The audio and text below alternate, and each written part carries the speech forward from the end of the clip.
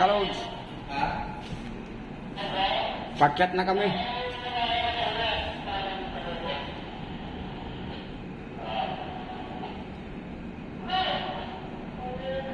Dito kami sa labi ng Arca Condominium.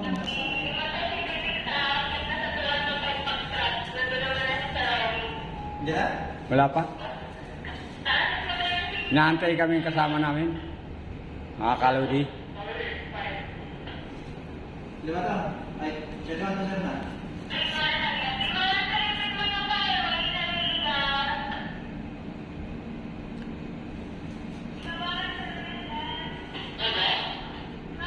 Ayan kasama ko.